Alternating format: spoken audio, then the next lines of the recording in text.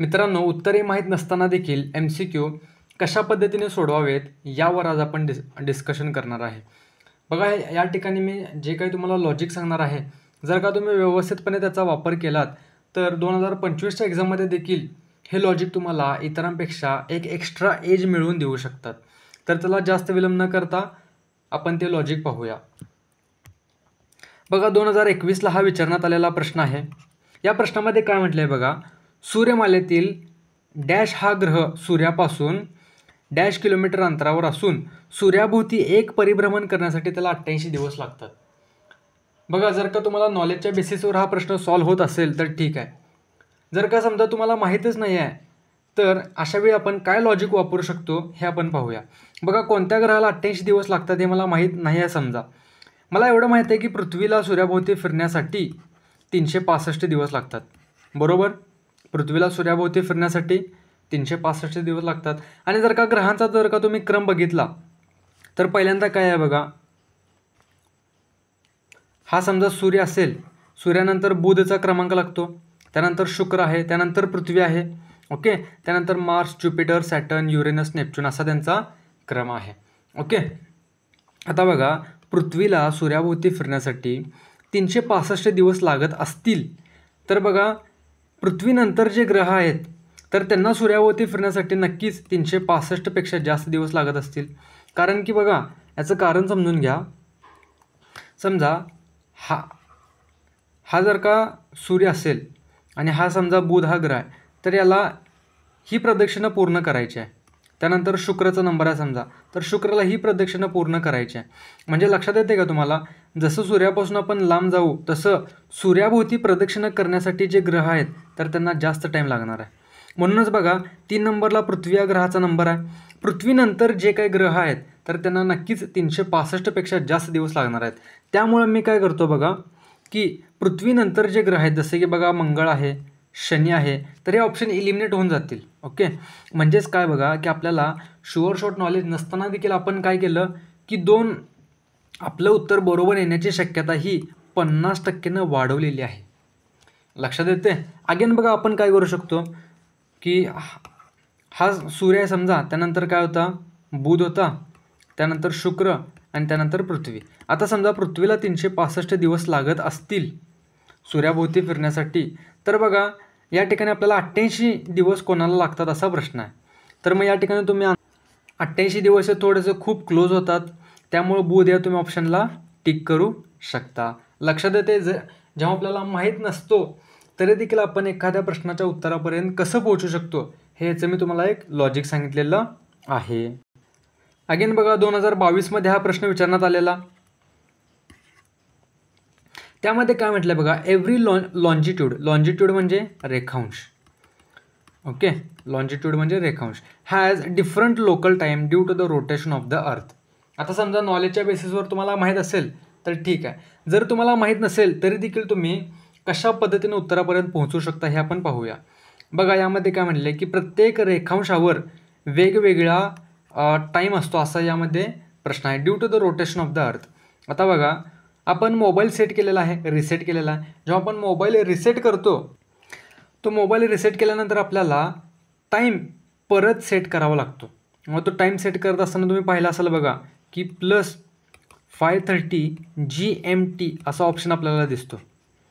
बघा, ही सगळी गोष्ट काय रिलेट करायची आहे की तुम्ही कधी ना कधीतरी मोबाईल रिसेट केलेला असाल आणि त्यावेळी आपल्याला टाईम सेट करावा लागतो, तेव्हा असे तुम्हाला ऑप्शन दिसत असतील. आता हे GMT म्हणजे काय आहे, ग्रीनविच मीन टाईम. ओके, म्हणजेच काय, याचा अर्थ काय होतो बघा, की आपण लंडनमध्ये जे ग्रीनविच आहे त्याच्यापेक्षा 5.5 तास पुढं आहोत. मग याचाच अर्थ काय झाला बघा, की लंडन ज्या रेखांशावर आहे आणि भारत ज्या रेखांशावर आहे त्या रेखांशमध्ये काहीतरी डिफरन्स आहे. ओके, म्हणजेच काय बघा, 5.5 तास पुढे आहे म्हणजे काय, जर का समजा लंडनमध्ये 12 वाजले असतील तर भारतामध्ये 5:30 वाजले असतील. मग याचाच अर्थ काय आहे बघा, every longitude has different local time. लंडनमध्ये 12 वाजलेत, ओके, मग भारतात 5:30 वाजले असतील. याचा अर्थ तुम्हाला समजतोय का?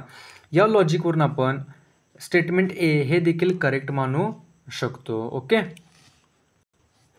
त्यानंतर विधान 2 बघा, यामध्ये काय म्हटले, standard time system is utilised to remove difference in the local time. मग आता बघा, समजा हा गुजरात आहे आणि या ठिकाणी आपल्याला अरुणाचल प्रदेश दिसून येतो. समजा जर का एकच भारतभर एकच टाईम फॉलो केली नसती तर काय झालं असतं बघा, अरुणाचल प्रदेश हा गुजरातपेक्षा 2 तासाने पुढे आहे.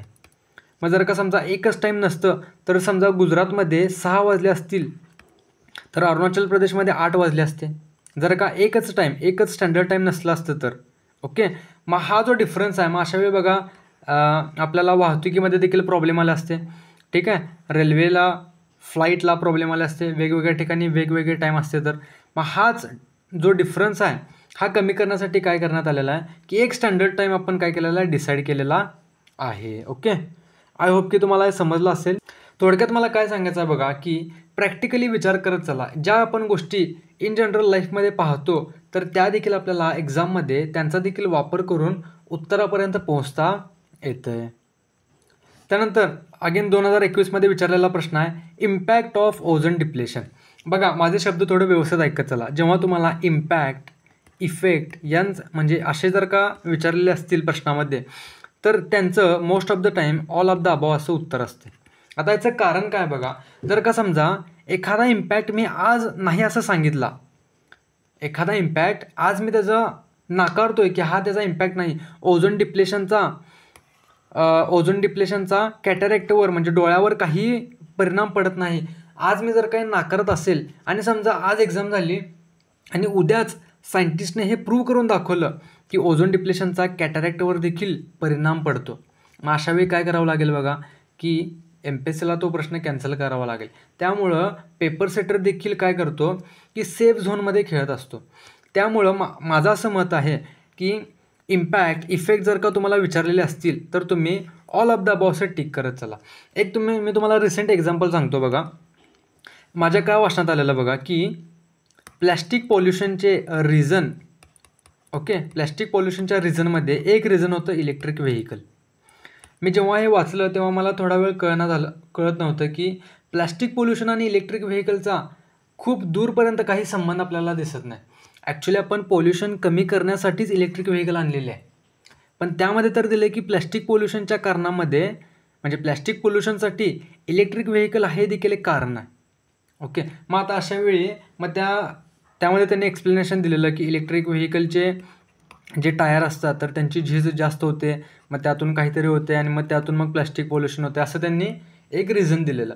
म्हणजेच मला म्हणायचं असं आहे बघा की ज्या गोष्टी आपल्याला आज अशक्य आहेत असं वाटते, पण बघा त्या गोष्टी कालांतराने त्या शक्य बनू शकतात.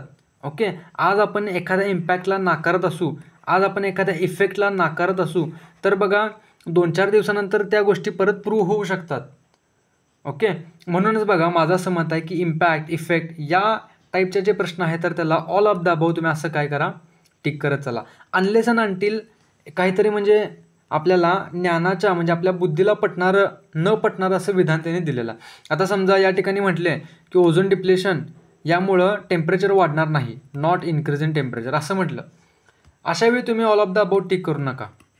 म्हणजे लक्षात येते का की प्रश्नाचा जो क्रक्स आहे तर तो क्रक्स जो टोन आहे तो देखील लक्षात घेणं या ठिकाणी गरजेचं आहे. असं होतं कामा नये की सरांनी सांगितले इफेक्ट दिसलेत, इम्पॅक्ट दिसलेत, मग मारा ऑल ऑफ द अबाव, असं नको. ओके, त्यानंतर बघा उद्घाटन. ठीक आहे, XYZचं उद्घाटन ABC यांनी केलेलं आहे. अशा टाईपच्या प्रश्न आपल्याला दरवर्षी पाहावयास मिळतात. आता बघा हा 2023ला विचारलेला प्रश्न आहे की नवी दिल्ली येथे IBA महिला जागतिक बॉक्सिंग चॅम्पियनशिपचे उद्घाटन कोणी केले. मग आता बघा अशा वेळी जर का नॉलेजच्या बेसिसवर तुम्हाला या गोष्टी माहीत असतील तर ठीक आहे, जर माहीत नसतील तर कसं अटेम्प्ट करू शकतो. तर बघा अशा वेळी काय करायचं की याची थीम बघा, हे काय स्पोर्ट्स रिलेटेड आहे. मग स्पोर्ट्स मिनिस्ट्री, ठीक आहे, क्रीडा मंत्रालयाचे जे मंत्री आहेत तर त्या मंत्रींनी याचं उद्घाटन केले, याचं म्हणजे उद्घाटन करण्याची शक्यता जास्त असते. म्हणजेच मला म्हणायचं काय आहे बघा की ज्या काही महत्त्वाचे जे विभाग आहेत जसे की बघा पर्यावरण मंत्रालय आहे, ओके, पृथ्वी विज्ञान मंत्रालय आहे, ओके, ज्याला आपण मिनिस्ट्री ऑफ अर्थ सायन्स असं म्हणतो, त्यानंतर डिपार्टमेंट ऑफ सायन्स आहे. आता यांचे जे काही मंत्री असतील तर त्या मंत्र्यांची नावे आपल्याला माहीत असावीत. या मंत्र्यांची नावे आपल्याला माहीत असावीत. याचं कारण म्हणजे का माहीत असावीत बघा, जरी तुम्हाला एखाद्या गोष्टींचं उद्घाटन कोणी केलेलं आहे हे जर शॉर्ट जरी माहीत नसेल तरी देखील बघा, जर का मी म्हणजे जसं मी यामध्ये तुम्हाला सांगितलं की आता ही थीम मला कशाची दिसते, स्पोर्ट्स रिलेटेड दिसते. मग त्यामुळे याची शक्यता जास्त काय आहे, याचं स्पोर्ट्स रिलेटेड एखादा इनिशिएटिव्ह आहे त्याचं उद्घाटन शक्यतो स्पोर्ट्स मिनिस्टरनेच केलेलं असते. ओके, त्यामुळं 9 तारखेच्या आधी तुम्ही काय करा की जे काही महत्त्वाचे विभाग आहेत तर त्यांच्या मंत्र्यांची नावे काय करा, माहीत करून घ्या, जेणेकरून बघा की उद्घाटनावर एखादा प्रश्न आला तर तुम्हाला तो सॉल्व करता येईल. अगेन एक दुसरी गोष्ट बघा, जर का ट्रायबल आदिवासी रिलेटेड एखादा इनिशिएटिव्ह असेल तर most of the time chances आहेत की त्याचं उद्घाटन जे आहे तर ते आपल्या राष्ट्रपती द्रौपदी मुर्मू यांनी केलेलं असावं. कारण का बघा, द्रौपदी मुर्मू देखील काय आहेत, आदिवासी समाजाशी संबंधित आहेत. त्यामुळं एखादा आदिवासी रिलेटेड इनिशिएटिव्ह द्रौपदी मुर्मू यांच्या हस्ते त्याचं उद्घाटन करण्याची शक्यता जास्त आहेत. लक्षात येते मला काय म्हणायचं आहे ते. आय होप की या गोष्टी तुम्हाला समजल्या असतील. यांचा बघा प्रॅक्टिकली एक्झाममध्ये देखील तुम्ही याचा वापर करा, नक्कीच तुम्हाला याचा खूप जास्त फायदा होईल. शेवटी बघा, असा बराच क्वालिटी कंटेंट आपल्या यूट्यूब चॅनलवर अवेलेबल आहे. जवळपास 46 व्हिडिओ आपल्या यूट्यूब चॅनलवर अवेलेबल आहेत. त्यापैकी बघा 9 नोव्हेंबरच्या पूर्वी तुम्ही ॲटलिस्ट हे 5 व्हिडिओ तरी पाहून घ्यावेत असं माझं मत आहे, असं माझं पर्सनल सजेशन आहे. त्यातला पहिला व्हिडिओ आहे cheat code for MPSC prelims 2025. यामध्ये जवळपास बघा 7,500 विद्यार्थ्यांनी हा व्हिडिओ पाहिलेला आहे आणि व्हिडिओ पाहिल्यानंतर बऱ्याच विद्यार्थ्यांनी टेलिग्रामला आणि फोन कॉल करून देखील ॲप्रिसिएशन देखील केलेलं आहे. यावरून तुम्ही याच्या क्वालिटीचा अंदाज लावू शकता. नक्की तुम्ही पाहून घ्या, खूप जास्त तुम्हाला फायदा होईल. दुसरी गोष्ट, आपण एलिमिनेशन टेक्निक बघा अनेक आपण वेगवेगळ्या कोर्सेस खरेदी करून आपण बघा एलिमिनेशन टेक्निकचा कोर्स कंप्लीट करतो. मी तुम्हाला सांगतो बघा की असा क्वालिटी कंटेंट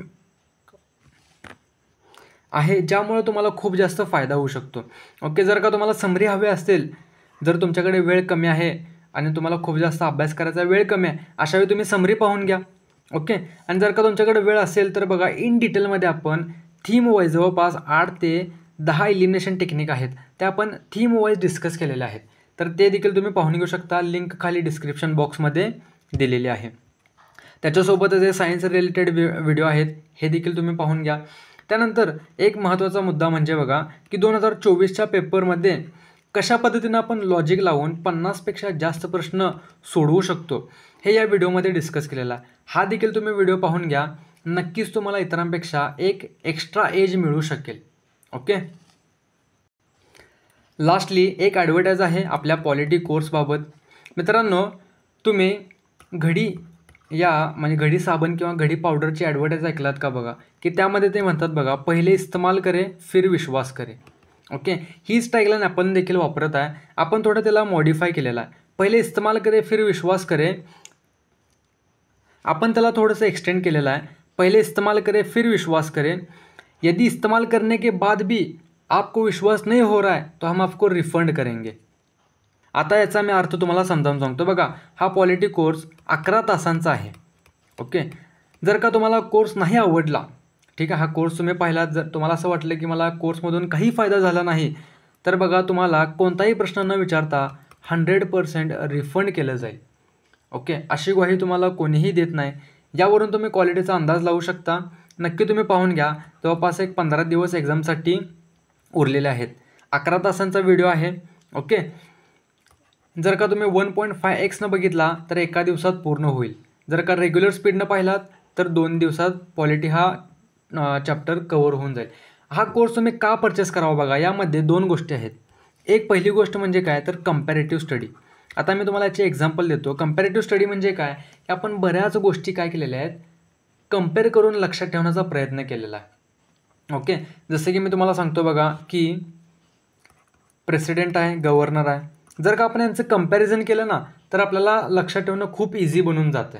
ओके, त्यानंतर बऱ्याच गोष्टी मी अशा तुम्हाला सांगितलेल्या आहेत ज्या तुम्ही ट्रॅडिशनल वेनं करतो म्हटलं ना तर खूप आपला वेळ जाऊ शकतो, डोक्याला ताण येऊ शकतो. जसं की बघा 2024मध्ये आपल्याला प्रश्न विचारलेला की कोणती तरी एक ऑर्गनायझेशन होती, तर त्यांच्या निवड समितीमध्ये कोणाचा समावेश होतो असा प्रश्न होता पॉलिटीमध्ये. ठीक आहे. मग आता बघा आपल्याला अनेक संस्था आहेत, जसं की बघा आपल्याला कॅग पाहावयास मिळते, अटर्नी जनरल ऑफ इंडिया आहे, UPSC आहे, MPSC आहे, फायनान्स कमिशन आहे, इलेक्शन कमिशन ऑफ इंडिया आहे, सेंट्रल इन्फॉर्मेशन कमिशन आहे. अशा बऱ्याच ऑर्गनायझेशन आहेत ज्या एक्झामच्या पर्स्पेक्टिव्हनं महत्त्वाच्या आहेत.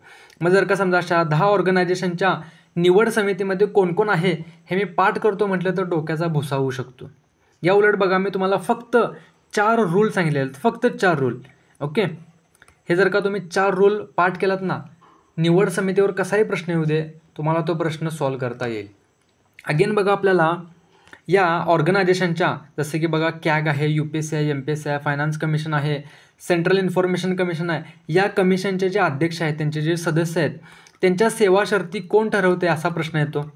ओके. त्या संस्था कोणाला रिपोर्ट सादर करतात असा प्रश्न येतो. मग जर का बघा तुम्ही ट्रॅडिशनल वेने करतो म्हटलात, अगेन डोक्याला खूप ताण येऊ शकतो. या उलट बघा मी तुम्हाला सिम्पल एक फॅक्ट सांगितलेले आहे आणि त्याचे 2 अपवाद सांगितलेले आहेत. एवढं जर का केलात तर इझिली बघा तुम्हाला यावर सेवा शर्ती कोण ठरवते, रिपोर्ट कोणाला सादर करतात, कसाही प्रश्न येऊ दे तुम्हाला सॉल्व करता येईल. अगेन बघा की आपण बऱ्याच गोष्टी जसं की बघा 42वी घटना दुरुस्ती कसं लक्षात ठेवायचं हे याची देखील मी तुम्हाला ट्रिक सांगितलेलं आहे. आर्टिकलवर प्रश्न येतो आपल्याला. ओके. आर्टिकलवर मग बघा सगळे आर्टिकल पाठ करत बसायची गरज नाही आहे. आर्टिकल एखादं माहीत नसेल तर ते देखील आपण कशा पद्धतीने उत्तरापर्यंत पोहोचू शकतो याचं देखील मी तुम्हाला टेक्निक आपल्या कोर्समध्ये डिस्कस केलेलं आहे. नक्कीच तुम्ही तो कोर्स ट्राय करावा. आणि मी तुम्हाला ग्वाही देत आहे की जर का तुम्हाला पसंत नाही पडला तुम्ही फक्त मला एक मेसेज करा. ओके. मी तुम्हाला माझा नंबर देखील शेअर करतो, 9604935285. या नंबरवर फक्त मेसेज केलात तर तुम्हाला पसंत नाही पडला कोर्स 100% रिफंड केलं जाईल. ठीक आहे. या कोर्सबाबत आणखीन काही जाणून घ्यायचं असेल तर तुम्ही या नंबरवर कॉन्टॅक्ट करू शकता, 9604935285. ओके. आय होप की या गोष्टी तुम्हाला समजल्या असतील. थँक्यू.